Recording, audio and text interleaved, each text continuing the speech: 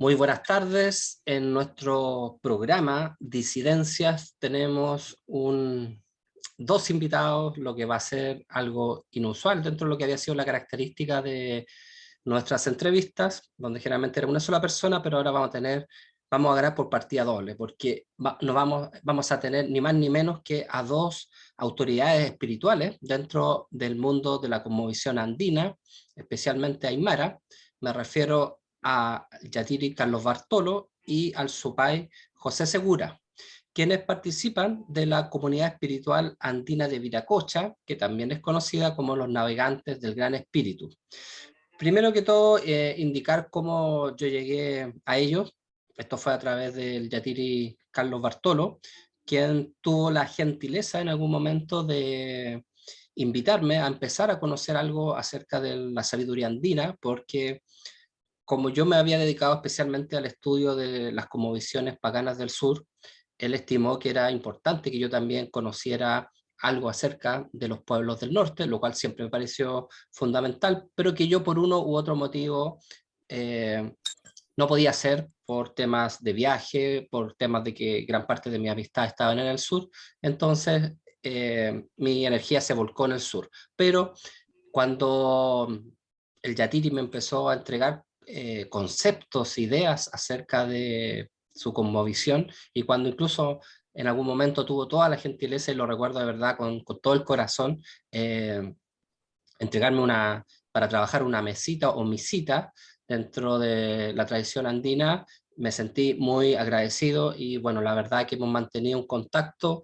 que espero en algún momento pueda ser ya presencial, ya directo, solamente ha sido a través de las redes sociales, pero apenas se pueda, sin duda que lo vamos a hacer. Y ahora más encima, qué mejor que poder conocer también a José Segura, que también es una persona gran conocedora de estas tradiciones, pero además del mundo del ocultismo, lo cual lo hace mucho más interesante. Así que, bueno, de verdad el orgullo es para mí, la felicidad es para mí de contar con tan grandes invitados y que son conocedores de esta antiquísima sabiduría espiritual.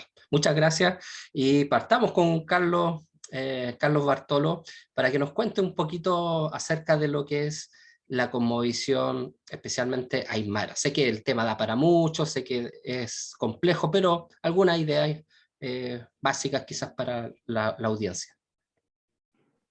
Oye, yo parto ya saludándote, dándote las gracias por el espacio, para contarle un poquito a los que nos están escuchando, los que nos están viendo, que yo soy seguidor de los libros ahí del hermanito ahí. Me encanta mucho cómo tú abordas el ocultismo dándole un... A mí, fíjate que a mí me gusta la profundidad, pero también me gusta nadar sobre arriba del agua porque creo que ahí llegan todos. ¿Ah? Entonces, yo entiendo que tus escritos tienen ese doble sentido, tienen la profundidad para el lector un poquito más avesado, pero también le abren este mundo a mucha gente que recién está comenzando, mucha gente que se interesa, dado que el ser humano siempre tiene que interesarse en el tema espiritual, pero, es lo que no se ve, es lo que se siente nomás. Y lamentablemente los líderes espirituales de estos últimos tiempos están mucho en el debe, entonces la gente está con ese vacío. ¿Dónde busco? ¿Dónde encuentro? Mi abuelo me hablaba, decía, en tus tiempos van a empezar a salir chamanes de todos lados, entre medio de un edificio, entre medio de una ciudad, porque la comunidad es mucho más grande, la gente es mucho más grande. Entonces, bajo ese concepto, es que hoy por hoy se necesita mucho este tipo de guía o conductores con el mundo espiritual. Si en realidad lo que hace un chamán, lo que hace un yatiri, lo que hace un sacerdote, es cómo sacarte de lo cotidiano, de lo material y cambiar la energía totalmente y volcarte en algo que no se ve, en algo que solamente se siente. Entonces eso es muy interesante y para contarle un poquito, eso también es lo que nos junta en estos momentos, el tratar siempre de estar sabiendo para poder responder. A nosotros nos llegan preguntas, nos viven preguntando cosas y cosas que no se preguntan en cualquier lado. Tú no podés decir, para preguntarle a Google algunas cosas que a veces son del sentir y a veces son las cosas inexplicables. Entonces yo te doy todas las gracias Y para contarle un poquito a los que nos están viendo, la cosmovisión andina. Un día mi hija, yo tengo mi hija menor, Amanda, ella me viene y me pregunta, me dice papá, me dice, a mí yo estoy muy decepcionado de los niños del colegio. Yo le digo, ¿por qué? ¿Por qué estás decepcionado de los niños del colegio? Y también de mi profesora. Yo le digo, ¿por qué? Y me dice, porque mi profesora dice que la Tierra no está viva, que eso es tontera. Y no entiendo por qué todos mis compañeros creen en Jesús, creen en otras cosas, y no creen en Pachamama, no creen no creen en el Pepito Sol. Entonces fue como su enterarse de dónde estaba ella. Entonces yo le digo, mira, lo que pasa es que tú no tienes que cuestionar eso. O sea, yo te voy a explicar. Lo que pasa es que cuando tú todo lo que tú miras es el cosmos, es el resto de lo que tú no eres, el cosmos, todo lo. Entonces la palabra es cosmovisión. Entonces me dice ella, ¿es como yo miro el cosmos? Exactamente. Como tú miras el cosmos. Entonces tu mirar del cosmos está muy influenciado con lo que son tus padres que te están criando, tu familia, tu territorio donde estás viviendo, los cerros y todo. Entonces tú tienes una manera distinta de mirar a los otros. No significa que la otra manera sea mala o la tía sea mala, sino que son distintas cosmovisiones. Cuando hablamos de la cosmovisión andina es lo que tiene que ver ligado con los conceptos del territorio. Los conceptos del territorio son distintos. Tenemos costa, tenemos desierto, tenemos selva, tenemos yunga, tenemos tanto. ¿Ah? Porque todo es la madre tierra. Entonces, ¿cómo entender la madre tierra? Entender ese concepto. Es un poquito difícil, es un poquito muy complejo, más también cuando hay tan poquito. Y lo poquito que hay son de estudios de personas científicos que quieren observar y no quieren sentir, porque la cosmovisión se siente. ¿Ah? ¿Por qué? Porque nosotros estamos en un contacto análisis de que el cosmos está en un constante cambio, está siempre transformándose y siempre hay que entenderlo de manera distinta, no para domarlo, sino que para saber cómo atenderlo. Porque también tienes que entender que tengo la mirada también del sacerdote y nosotros siempre estamos tratando de atender el cosmos. ¿Mm?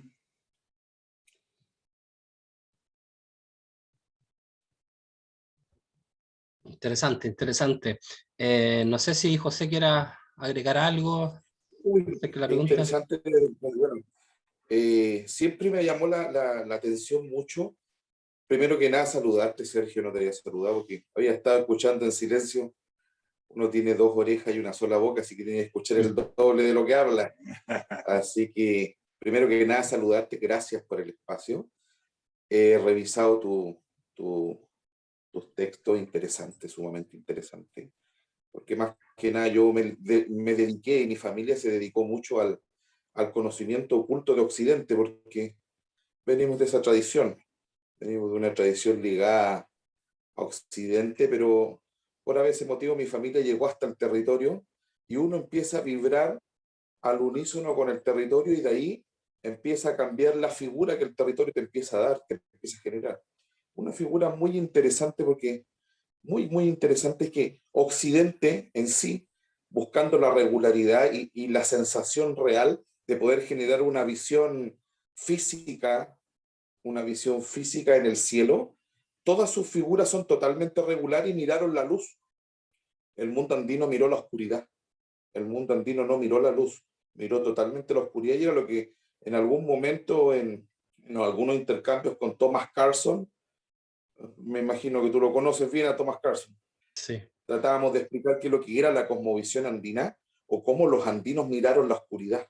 Y desde ahí todas sus figuras antropomórficas y su visión, donde nos hemos ido dando cuenta últimamente, y la ciencia actual, la ciencia oficial que se apoltronó en los sillones del sensacionalismo y la tomó y la atrapó el sistema, que el que ella gobierna ahora, la ciencia actual, nos logra vislumbrar eso y nos hemos ido dando cuenta que la oscuridad es mucho más que la luz. Entonces, la cosmovisión andina tiene mucho que decir desde la oscuridad. Entonces, una de las constelaciones que estuvimos hablando con mi amigo aquí, mi hermano, Carlos Bartolo, estábamos hablando que justo en la segunda región hay unos lugares muy antiguos en el sector de Taira, Alero Taira, ¿cierto? Reserva Nacional Alto Elloa, donde se adoró mucho la Yacana, que es la constelación oscura de la llama celeste. Se habló mucho de la Yacana, que era una llama que bajaba desde el cielo y se tomaba todo el agua para que los pueblos andinos no se pudieran inundar. Entonces, las constelaciones oscuras aquí han gobernado esta parte del territorio, entonces de oscuridad sabemos mucho de qué hablan los andinos, por lo menos. Así que eso. No, Estábamos hablando de eso. dato no menor, dato no menor. No me... Yo sé que a todo ocultista occidental y que ha llevado algún estudio de lo que respecta, ¿cierto? Porque el cielo es la manifestación más importante de la interioridad espiritual de cada ser humano, el contacto analógico más importante. Dentro de ese contacto, claro, la oscuridad que entrega desde su visión el mundo andino es una maravilla, porque desde la oscuridad hacia la luz. Interesantemente, claro. De la oscuridad hacia la luz. En la cosmovisión andina, fíjate que voy a citar a mi amigo el Yatiri Amaru. Él siempre dice, él un día, él promueve mucho el arte andino. Entonces le gusta mucho lo que es el sicuri. El sicuri es cierto baile ritual que tocan los abuelos. Tocan zampoña y bomba al mismo vez, tratando de entrar en un trance, ¿no? Entonces yo le digo... Muy parecido al dervichal, ¿cierto? Parecido, claro. Como a esos que muestra Gurdjieff en la película de Peter Brook, esa Meeting with Remake of the Man, Encuentro con hombres notables, cuando Gurdjieff entra en todos esos bailes de trance, ¿cierto? Dervichales, muy parecido. Me dice, yo le pregunto, oye, negrito, le digo, porque él es más de la cordillera. Le digo, negrito, ¿dónde sale el sonido de la melodía, de la música? ¿Dónde está escrito? ¿Dónde está? Me dice, no, pues me dice, no está en ningún lado. Me dice, ¿cómo que no está en ningún lado? Porque viene del Mancapache. El Mancapache es un mundo que para el andino lo entiende y lo comprende como el mundo de la oscuridad, pero más que nada el mundo que está dentro. ¿Ah? La etapa de la vida del hombre andino pasa por 3 mundos. La primera etapa es el Mancapacha, cuando estás en el vientre materno, en el Pucaramanca, es el lugar sagrado ahí donde se te cuida y todo. Después la segunda etapa del mundo andino es en el Acapacha, donde la reina es la Pachamama, porque es la vida propiamente tal. Y la última etapa del hombre andino es en el Aracpacha, en el mundo del río. Esa dura mientras te recuerden. Entonces, cuando tú te pones a analizar el sicuri, él decía, viene del Mancapacha, decía. ¿Cómo eso? Viene de adentro, me dice. Viene de adentro de la tierra, del lugar más oscuro. Y ese es el tema. El mundo andino, el cuarto Pachacuti, para explicar un poquito, los Pachacuti duran 500 años.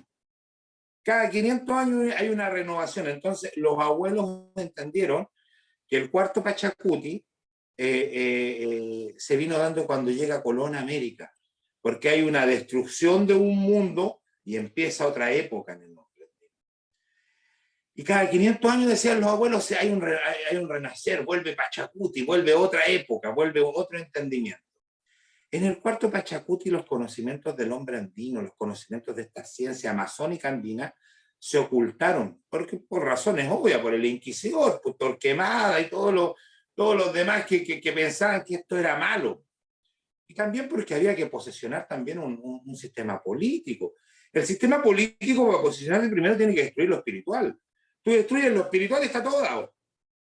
Tú destruyes el espíritu, está todo dado, porque si no, sin espíritu solamente hay un ser hueco.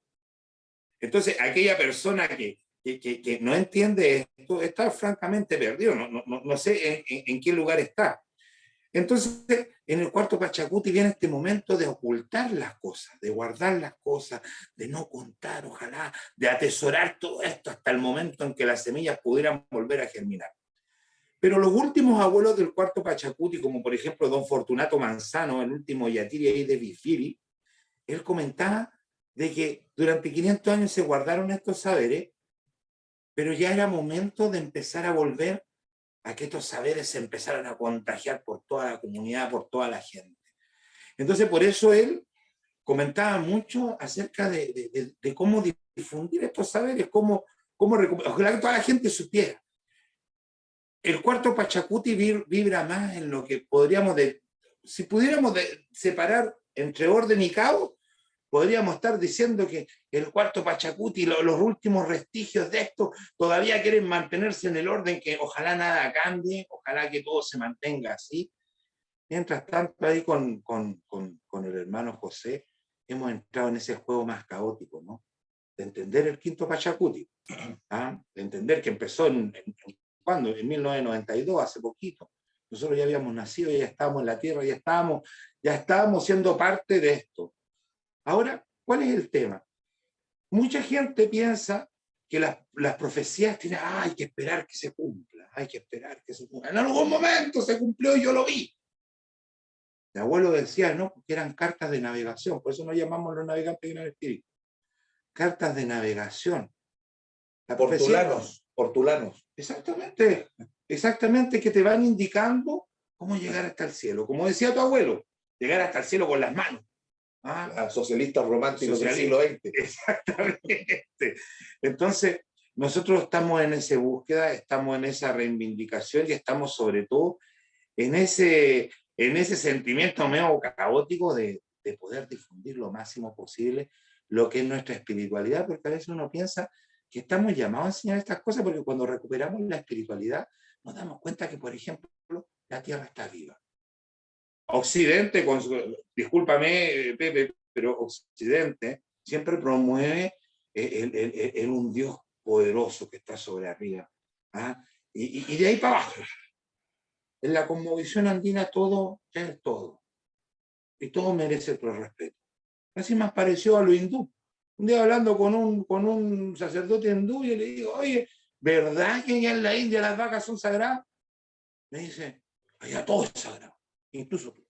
Y ahí me di cuenta que, claro, también era sagrado, todo era sagrado, y todo lo que me rodeaba era sagrado, y por eso mis abuelos hablaban de que las plantas tenían vida, que se llamaba Hispaya, los animales tenían un alma, el lila, y todo merecía nuestro respeto, nuestra consideración y nuestra atención.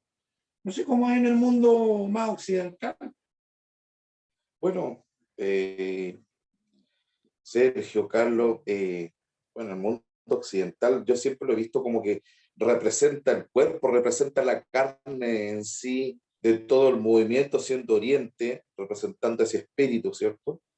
Y en este tiempo, que está complicadísimo, se ha ido demasiado materializando la carne y se ha ido abandonando el espíritu, entonces carne avanzando hacia adelante sin ningún tipo de unión con algún contacto superior que esté más arriba. Yo creo que esa es la crisis actual que estamos cayendo, que es como lo que hablaba Gottfried Benn en algún momento, el destino esquizoide de lo que está ocurriendo ahora con la civilización actual. O sea, estamos descabezados a nivel espiritual. Hay una desconexión que se está haciendo de manera... esa desconexión la está generando el sistema actual y es voluntaria. O sea, hay una voluntad que no sé si es humana, que en este momento está llevando a un destino esquizoide a la civilización completa, o sea, ya es inhumano, ya se puede hablar de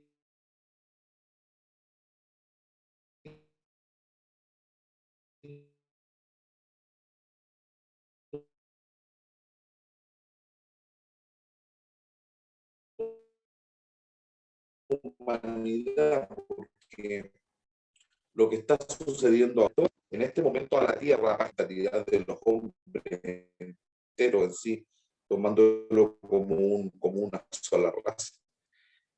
Por eso que han estado proliferando tanto los conocimientos ancestrales, han estado proliferando todo lo que es el conocimiento espiritual, por lo mismo, porque hay una decadencia en este momento y se necesita generar ese nuevo contacto. Yo creo que es lo que trae con el COVID, que se une Oriente y Occidente y genera ese guerrero del arco iris, que ya no hay color de piel, ya no hay raza, sino que hay un solo pensamiento para poder generar la armonía, porque la naturaleza, Pachamama en sí, ha visto pasar muchas civilizaciones, parece ingenua, pero jamás es absurda. Y así como la sojuzgamos en este momento, muchas civilizaciones antes mucho más poderosas que la nuestra, también la han sojuzgado y todas han perecido y han vuelto a renacer otras. Así que la naturaleza tiene su sabiduría. Trato de tener ese tipo de esperanza. No sé si en ese momento se encuentra también con la cosmogonía andina, ¿no? A mí me pasa mucho cuando yo entendí, cuando a mí me presentaron a Pachamama, a mí me la presentaron de una manera bien mágica. Un día, yo le pregunto al abuelo y le digo, ¿qué es el Huiracocha? ¿Qué es el gran espíritu? Y me dice, todo, todo. Digo, ¿cómo todo? Todo, todo el gran espíritu. Todo tiene espíritu. Y todo está conectado y todo es. Y me dice, imagínate que es tan grande que no lo podía imaginar. Mi abuelo me contaba y me decía, yo puedo caminar desde aquí del pueblo hasta la ciudad de Iquique. Me demoré un día caminando. Pero también fui a Santiago en bus. Me demoré un día en bus. Y hay lugares más lejos de ese. Y eso es solamente el planeta. Que ni hablar de nuestro Padre Sol. Y que ni hablar de lo que está más lejos del Padre Sol. Y Gran Espíritu es más grande que todo eso. Entonces yo le digo, ¿y qué hago? Acércate a lo que te podáis acercar. ¿Y a qué me puedo acercar? A la manifestación más grande y bella de él.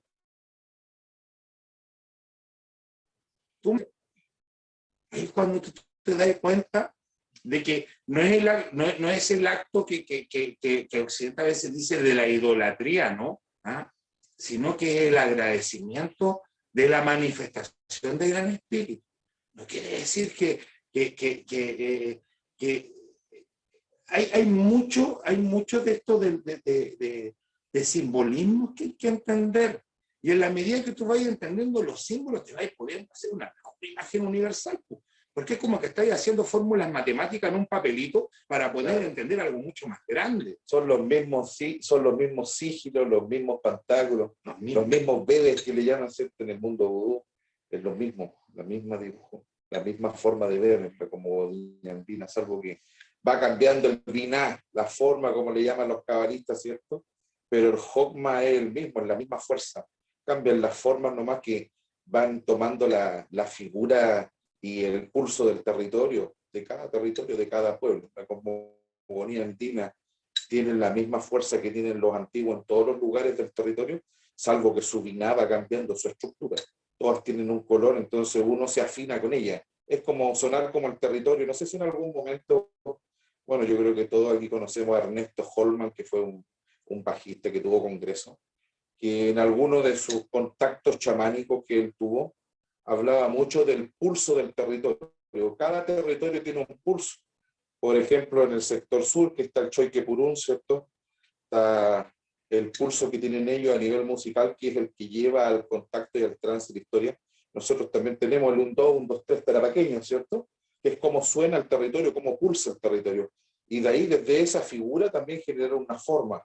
Cada territorio tiene una forma y tiene un estado de contacto. Por eso que es sumamente importante el entendimiento del endemismo territorial. Es sumamente importante entender el territorio donde uno vive, porque desde ahí nace la base central, nace la simiente del misterio actual de cualquier lugar. O sea, nace desde ahí, del encuentro total del entendimiento del territorio. Cuando uno entiende el territorio, empieza a entender los misterios, independiente del color que vengan. Exactamente. Yo pertenezco a mí así que uno va pasó en el tiempo, pero claro que sí. A mí me pasó en algún momento justamente como esa intuición, la intuición de que en el fondo el territorio y el clima también van determinando como un tipo de ser humano. Y en una ocasión leí un artículo muy interesante de un estudioso que seguía mucho a René Guénon y toda esta vertiente esotérica, defendiendo la cosmovisión andina, y él hablaba acerca de... El título del artículo era sobre la supuesta pasividad del hombre andino. Y se refería a que, claro, mucha gente occidental, moderna, como que cuestiona como a la gente que vive, por ejemplo, en ciertas zonas de Bolivia, ciertas zonas de Perú o ciertas zonas del norte chileno, y que están todavía muy arraigadas en sus costumbres. Y hay gente como que se da el tiempo para conversar, para estar tranquilo, para observar la naturaleza. Gente que no corre, gente que no corre. Entonces, el occidental moderno eso lo ve como algo negativo. Entonces me acordé mucho como este tema de los latidos, este tema de las pulsiones, de las frecuencias de los territorios, también posiblemente porque el ritmo del norte es un ritmo pausado, pero un ritmo también que lleva como a esa introspección y a esa oscuridad, como que hablábamos al comienzo. Claro, claro que sí. Bueno, a eso agrego que hace poquito estábamos viendo a Atahualpa Yupanqui cuando le preguntan qué es lo que era el bombo para él. ¿Qué es lo que es el bombo? Le preguntan a Atahualpa Yupanqui. Él dice, es la respiración jadeante de la tierra cansada de dar fruto. Cuando la tierra se cansa de dar fruto y está en ese constante proceso de trabajo, empieza a jadear. Y ese jadeo es el bombo. Entonces, cuando uno se encuentra con ese jadeo y empieza a sentir que Pachamama está en un trabajo tremendo, que es mantener la armonía planetaria, cuando uno entra en el contacto con el bombo y empieza a sonar el bombo, y la sonaja que representa la lluvia, que representa el baño, que representa a esa unción del espíritu en la lluvia esotérica, cuando la sonaja suena y el bombo suena, en realidad viene el llamado tremendo de entendimiento con Pachamama. Es que Pachamama dice, me estás entendiendo, y yo a ti también. Entonces se genera ese entendimiento mutuo en el que se reconoce al iniciado, y es una iniciación natural. Por eso que el chamanismo que se da en el territorio, o cómo habla el territorio aquí a través de mi amigo Yatiri Carlos, Yatiri Amaro y cuantos otros más que faltaron, pero están en el espíritu de acá, se habla. Y es desde ahí que es sumamente interesante a mí de que me he tenido que ir ligando al territorio a través del conocimiento y me he dado cuenta que el conocimiento total, el esoterismo en sí, se encuentra en todos los lugares de los puntos, salvo en el que estamos tocando nosotros, que es cuando empiezan los pulsos y cuando uno empieza a encontrarse con el endemismo territorial. Es sumamente importante entender cómo funciona el territorio. Cuando uno entiende el funcionamiento territorial, empieza a entender la armonía del lugar. Por eso que es tan importante recuperar la raíz, recuperar lo atávico, que en la mesa siempre esté lo antiguo, porque en el lugar donde nos encontramos todos en el mismo lenguaje. Todas las escuelas del mundo, sea cual sea, del orden que sea, se encuentran en el lenguaje antiguo. Todos obedecen a la lengua de la serpiente. Todos la escuchan. Todos sabemos. Ahí todos nos encontramos. Todos En el vamos a silencio. los tiempos de Nimrod. Claro, muy mucho. Claro, claro. Antes de que se confundieran las lenguas. Justamente. Al final todo era junto, todo era lindo, eran pequeños ríos subterráneos de conocimiento, de entendimiento, porque es el entendimiento en estado natural, es la salvajía misma, el contacto primario, como dice mi amigo José, ese contacto con ese ser más serpentario, ¿no? Ese ser más distinto al que nosotros habla de una manera, hay que escucharlo también. El que trepida en lo profundo. El que a veces aparece en las pesadillas. Claro. Entonces, uno no lo puede negar, no, es imposible negarlo. Y el problema, ¿sabéis cuál es el problema, Sergio? Que 500 años nos enseñaron a olvidarlo, nos enseñaron a no entenderlo, nos enseñaron hasta incluso a tener vergüenza de eso. Entonces, por eso es difícil encontrarse con gente que lo entienda. ¿Ah? Sin el sincretismo cristiano, por eso es muy importante. Pero yo sé que este programa lo siguen muchas personas que les gusta el esoterismo, que les gusta la magia, que les gusta esta búsqueda del gran espíritu, de la invisibilidad. Pero el bañado del bautismo cristiano, no es que a mí no me gusten los cristianos.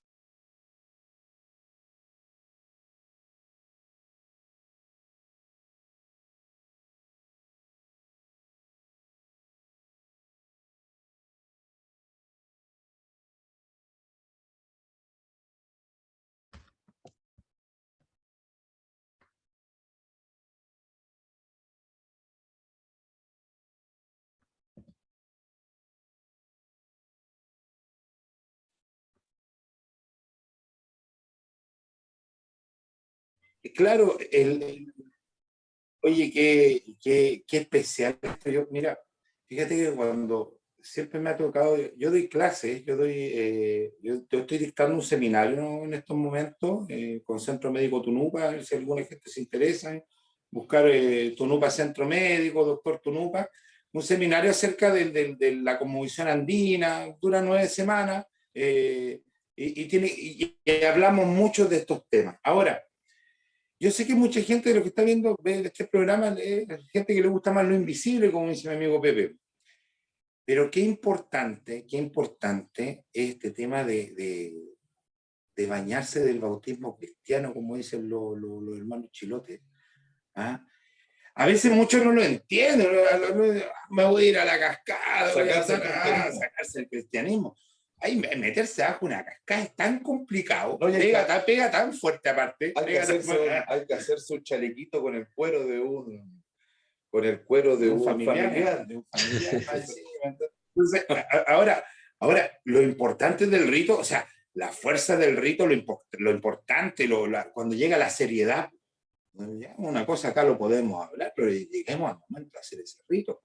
Ahora, yo a mis estudiantes, ¿qué les digo? Hay que lavarse el bautismo cristiano. Me dicen, pero ¿cómo es? Me miran feo. Y yo les digo, no es que yo esté en contra del carpintero de Galilea, todo lo contrario, lo encuentro un revolucionario, me encanta. ¿Ah?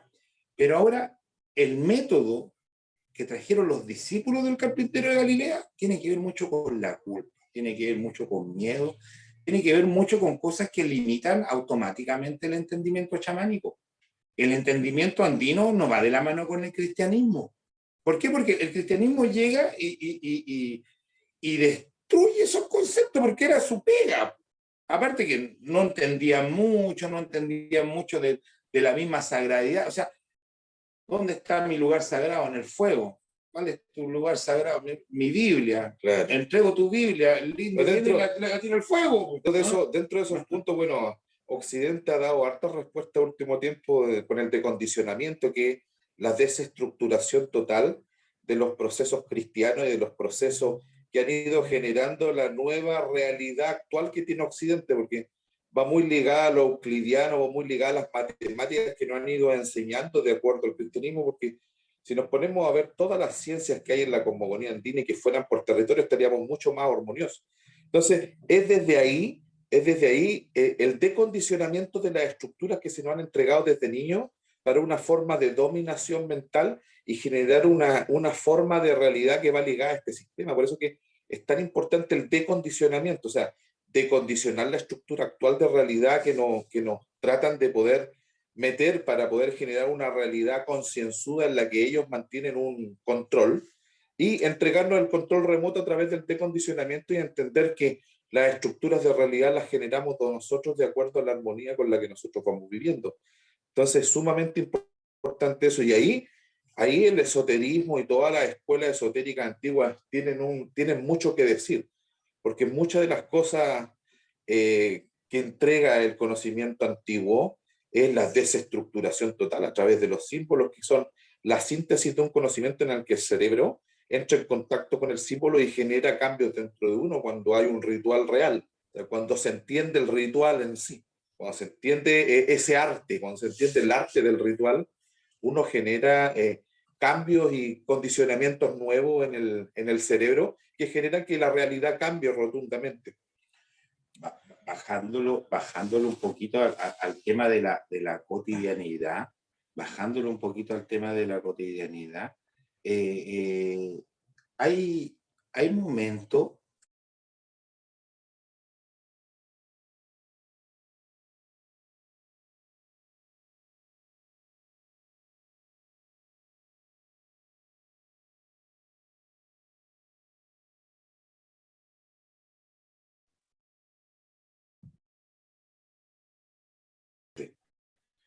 ¿cómo le sirve, cómo la magia le sirve a la persona que recién está aprendiendo esto? La gente cree que la magia va a aparecer como Disney la muestra, con estrellas y colores y cosas.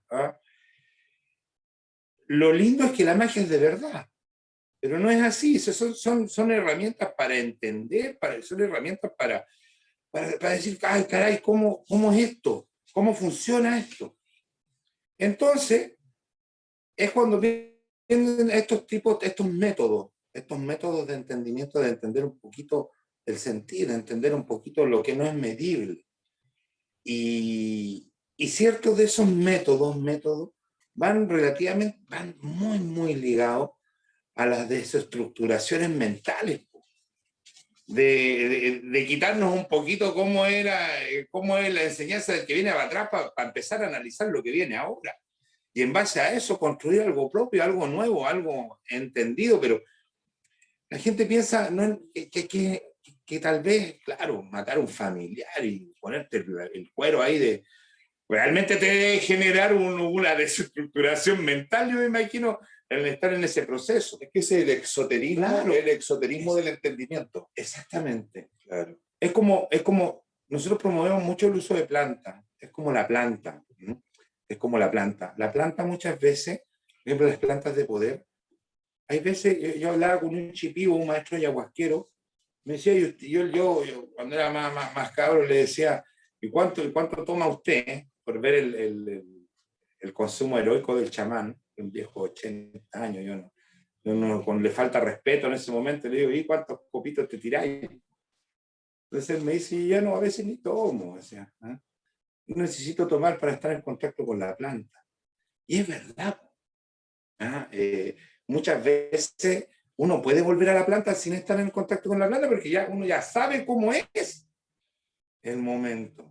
Entonces, viene también esta propuesta. ¿Cómo haces entender al que no quiere entender? Y yo creo que hoy por hoy lo que está pasando con las plantas de poder es interesante, pero yo creo que también llegó el momento de mostrarlo a ciertos grupos de poder, a los ciertos grupos que realmente manejan cómo es la realidad, que también empiecen a ver. Porque todos tienen que ver, pues, si no es algo malo. Pero el cristianismo te dice que es malo. El cristianismo viene con leyes y viene con un montón de cosas. Entonces, como con decía, cánones. claro, con cánones. Entonces yo prefiero ser como Gandhi, ¿no? O sea, si hay una ley que es injusta, prefiero no obedecerla, ¿no? Claro, respecto a las plantas de poder que son tan utilizadas aquí en la zona, bueno, aquí en la zona, en la caravana que hubo, las culturas changas que existían en el lado costero y que se unían a través de una caravana con la...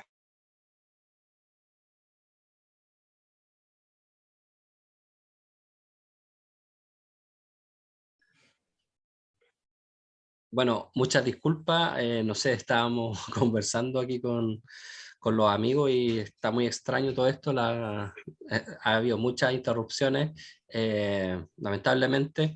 Bueno, posiblemente podamos hacer después una mejor conversación, pero parece que por los temas que estamos tratando, energéticamente algo está ocurriendo y ha sido muy difícil como seguir adelante y se ha interrumpido continuamente. Bueno, para finalizar, vamos a hacer una pregunta.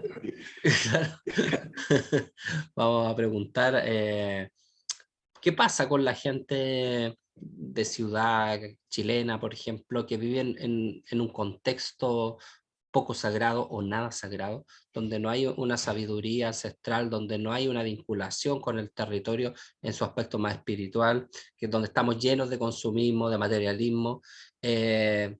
¿Cómo la cosmovisión andina podría ser un referente de luz, de apoyo, de conocimiento? Carlos, por favor, y después José. Ahora sí. Ahora sí. Ahora no. Ahora sí. Ahora no. ¿Alcanzaste a escuchar la pregunta?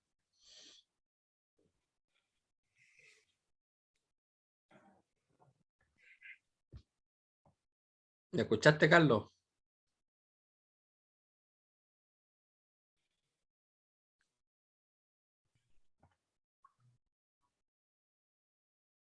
Ahora sí, ya Ahora sí. perfecto. Bueno, lo que te estaba comentando era, ¿de qué sirve esto? No te caen los rayos cuando vienen esas tormentas, esas cosas adversas del mundo. Entonces llega un momento en que te golpea tanto que te caes botado en el suelo, no hay qué hacer, adolorido, triste, desesperado, con miedo.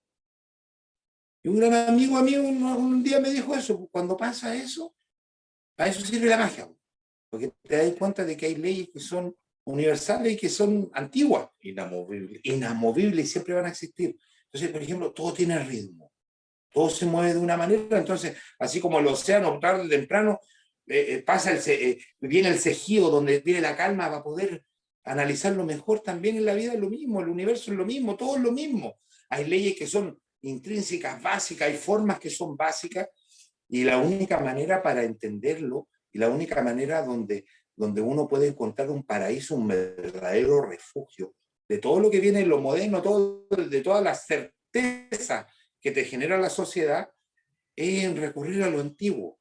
Por eso recorrimos lo antiguo, para entender cosas de lo moderno. ¿Por qué? Porque lo antiguo va con el mismo color. ¿No?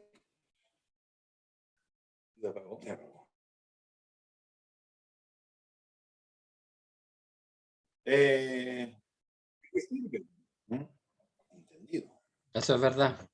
Eso es El verdad. espíritu se entera, así como hay distintos métodos, por ejemplo, para entrenar el cuerpo, voy a elegir el pilates, el fisicoculturismo, el karate, hay tanto, que es para mantenerse sano el cuerpo. El espíritu también, po. Y uno puede elegir lo que a uno más le sirva. O a veces puede elegir un método propio, a algunos le acomoda el cristianismo. Yo digo, realmente, el evangélico que está en la cárcel es realmente un ángel que está salvando gente, igual que el que ve el menesteroso, es un método. Pero igual como cuando estuvo en la batalla de Kurukshetra, Arjuna con Krishna le dice, muéstrame con tu ojo porque quiero ver. Y ahí Arjuna ve y revisa todo. Y se da cuenta de que hay mundos que son mucho más allá de los que uno piensa. A veces uno piensa, no, que mi Dios es este. No, mi Dios es este. Mi Dios es más grande que tu Dios, porque mi Dios es el territorio. Yo siempre me gusta pensar como Giordano Bruno y decir, mi Dios es más grande que el tuyo, porque ni siquiera yo lo puedo pedir. ¿Qué opina usted de eso? Bueno, respecto a la pregunta que hizo Sergio, ¿cierto? Trato de llamar, como lo llama Miguel de Serrano en La Flor Inexistente, al maestro Wilcanota, ¿cierto? Cuando le dice Tiwanaku, siéntate, Guanaco. Trato de traer al maestro para que se siente en la silla que está al frente de nosotros y también puede hablar a través de nosotros al que habla, al que trae desde eso. Una de las cosas son los 13 principios del saber andino, ¿cierto? El suma camaña, el buen vivir. El summa camaya, que es el arte del buen vivir. Esos 13 principios andinos son sumamente importantes en el diario vivir, en el diario vivir de cualquier persona que viva por lo menos en los Antis o en los Andes, que sea parte de este tremendo territorio. Eso es sumamente importante, y lo otro es buscar en el territorio en sí su pulsación. Eso también es sumamente importante, pulsar con el territorio de acuerdo a su ritmo, de acuerdo a sus tiempos. Es sumamente importante el marchar con el tiempo. Y lo otro es la lengua en sí, que muchos amautas del lugar han dicho que es la lengua de Adán. Se ha dicho incluso en Naijama, es más fuerte que en la tierra, en varios libros que han sido escritos por amautas bolivianos con respecto a este sector, que las lenguas de aquí son sumamente importantes, son un patrimonio, así como son todas las lenguas antiguas del mundo.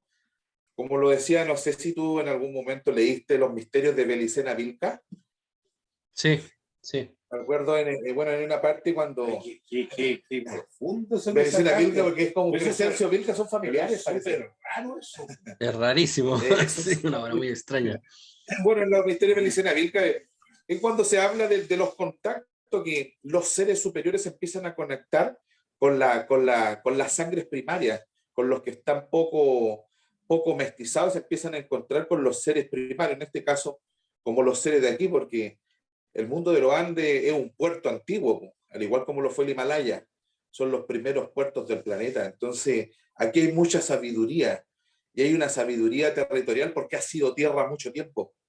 Los Andes han sido tierra, no ha sido agua en su ápice, no ha sido agua. Por eso que los amautas antiguos bolivianos, por citar a Diez de Molina, a Diez de Medina, ¿cierto? Cuando hablan en Naijama, que dice que los Andes es una cupular ancestralidad, son puras cúpulas ancestrales antiquísimas, donde alguna vez estuvimos, los antiguos estuvieron ahí.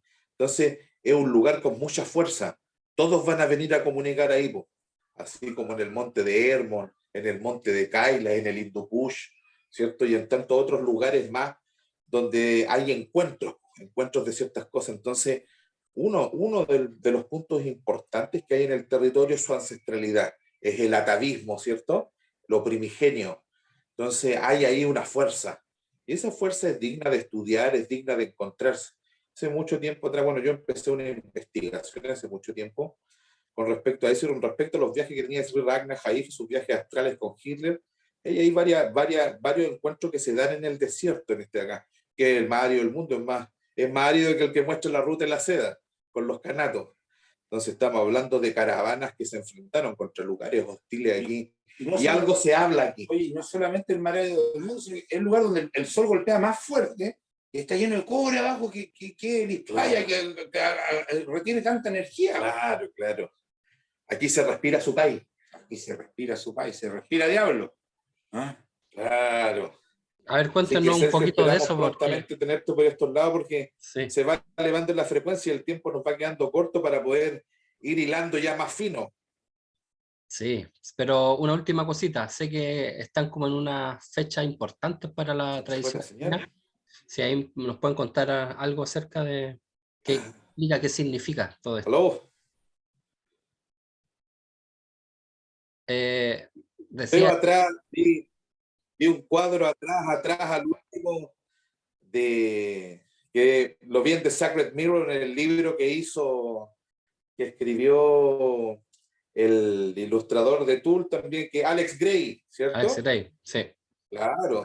Maravilloso. Bueno, compré su libro en algún viaje de Sacred Mirror, o los espejos sagrados que le llaman. Interesantísimo, donde él en los viajes astrales, que van ligados a nivel chamánico también, bueno, son los mismos viajes que se dan, salvo que Occidente le llama viajes astrales.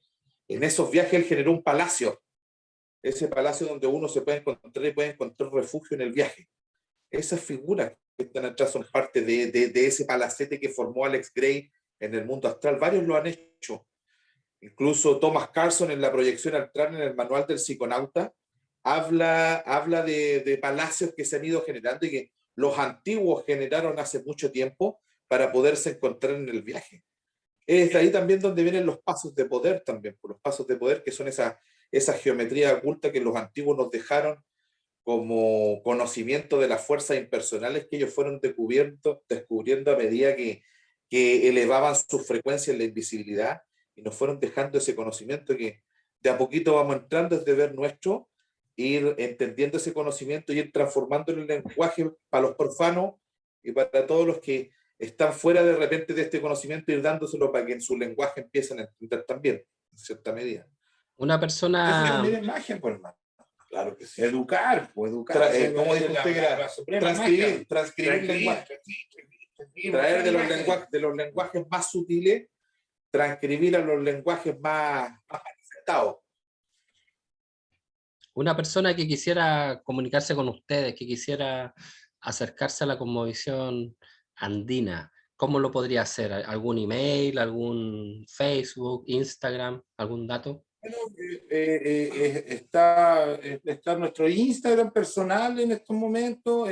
Igual yo me manejo harto bueno, yo soy médico, entonces me manejo también mucho con el tema de la medicina, principalmente la medicina que es de los pueblos originarios, lo que tiene que ver con la medicina natural, la fitoterapia andina, y también la medicina espiritual, que es otro, claro, por ejemplo. También. Ese es un recetario, es como un mini grimorio, pero es Ajá. más medicinal, Sergio. Fíjate que estoy terminando ahora el último manual de fitopoesía, y es un verdadero viaje que hicimos con los navegantes ahí claro, mira, fíjate que esta idea surge a propósito de la fitopoesía. Fue un tesorito que yo me robé en esos extraños mundos que a veces visito con mis amigos ahí para hablar y entender ciertas cosas. La norma establecida de acá de nuestro país nos dice: no se puede hablar de plantas medicinales sin un estudio previo. Y el estudio previo es 103 plantas medicinales recopiladas en un libro llamado Medicamentos Herbales Tradicionales del Ministerio de Salud, Bademecum. Y eso es todo. Yo digo, pero ¿y las plantas del norte? ¿Por qué no hablamos de las plantas del norte? no estaba incluida ahí porque el estudio se hizo más en la zona central. Entonces, era un poquito proscrito el asunto de hablar de las plantas medicinales y su saber y sus conocimientos. Entonces surge esta idea de recopilar todo en poemas, el uso de la planta, la característica de la planta, la preparación de la planta, y de esa manera también en un poema de una manera más lúdica poder transmitir lo que es la enseñanza de las plantas medicinales, con muy buenos resultados, porque todos entienden. A ver, ¿cuál es el tema? Muchos piensan, ahí me dicen, Yatiri Bartolo, usted habla con las plantas, porque ustedes las plantas le hablan. Lo mismo decían de mi abuelo, y ahora que yo soy mi abuelo, entiendo. Porque ahora me toca a mí, claro, hablar con las plantas. Puta, hablo a tal nivel que hasta le escribo poemas, po. Entonces, cuando tú empezás con ese contacto de enamoramiento con los ispayas, que son mis sagrados benefactores, porque yo alimento a mis hijos gracias a mi trabajo que hago con las plantas. Entonces, soy sirviente de los ispayas, de las plantas, y en su refugio, en sus consultorios, en sus extraños mundos, fui conociéndolos cada vez más. Entender que hay unas plantas que son medicinales, entendiendo que hay otros ispayas que son más maestros, más antiguos, que tienen otro tipo de tratamiento. Entender también que hay otros ispayas, otras plantas más serios, que sirven solamente para la magia. El incienso, el copal. Pero acá tenemos más, guairuro, cuti guainitu, plantas que, como te comenté, es lo último que hemos estado investigando con un viaje un poquito más allá. La misa andina, que es la ofrenda andina, tiene muchos componentes, tanto minerales como vegetales. Entonces los antiguos decían, cada uno de esos componentes tiene un espíritu protector, un símbolo, que resume en realidad lo que es la planta. Eso nosotros le llamamos el ispaya. Resulta que las misas andinas tienen montones de ispayas, y de cada uno había que hablar. Y como hay que hablar en una manera oculta para que algunos entiendan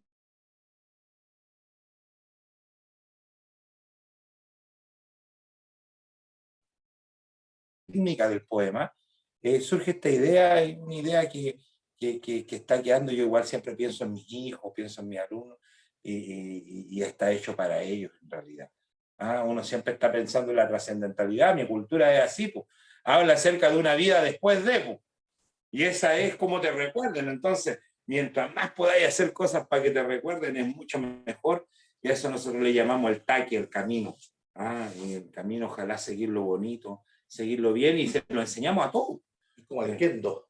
Es como el kendo, es un do. Claro, es un do. Taqui es do, claro. Camino. Es un estilo.